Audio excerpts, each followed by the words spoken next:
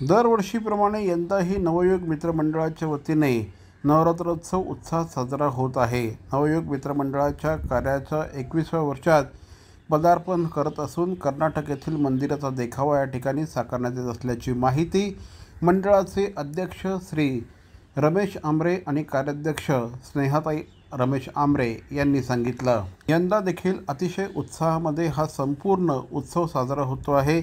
9 दिवस साजरा होणाऱ्या उत्सवाला 12 विविध समाजाचे म्हणजेच पंजाबी, गुजराती, कन्नड, केरला, बंगाली, अग्रवाल, सिंधी, उत्तर भारतीय, तेलुगू, धनगर, वाल्मिकी आणि मराठा यांचे विविध कार्यक्रम आयोजित करण्यात आले आहेत। या व्यतिरिक्त सप्तशती पाठ, हरिपाठ, जाप, भजन, भव्य महाआरती, पारंपरिक सांस्कृतिक कार्यक्रम आदी कार्यक्रमांचं आयोजन करण्यात आलं आहे।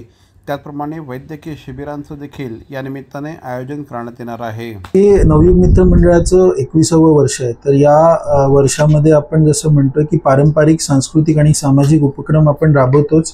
तर दरवर्षी यावर्षी आपण विशिष्ट म्हणून काय ठेवलंय की सगळ्या समाजांना म्हणजे 12 विविध समाजांचे घटक ह्याच्यामध्ये इन्व्हॉल्ड आहेत। त्याच्यात झालं मराठा समाज, वाल्मिकी समाज, धनगर समाज, तेलुगू, उत्तर भारतीय, सिंधी, अग्रवाल, बंगाली, केरला, कर्नाटक, केरला समाज, गुजराती समाज आणि पंजाबी समाज। तर सर्व समाज एकत्र येऊन 12 विविध समाजाचे लोक एकत्र येऊन त्यांच्यातर्फे देवीची पूजा त्यांनी ठेवलेली आहे, भजनं ठेवलेली आहेत।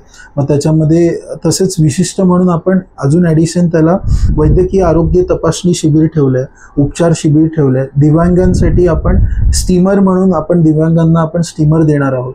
मग आपण दरवर्षी इकडे भंडारा ठेवतो। तर भंडाऱ्याचा दर म्हणजे म्हटलं नाही म्हटलं तरी 5000 लोक तरी भंडाऱ्याचा लाभ घेतात। भवानी ज्वेलर्स ठाणे, पारंपरिक आणि आधुनिक दागिन्यांचा अप्रतिम संगम। प्रत्येक स्त्रीची पहिली पसंती भवानी ज्वेलर्स ठाणे। नक्की भेट द्या।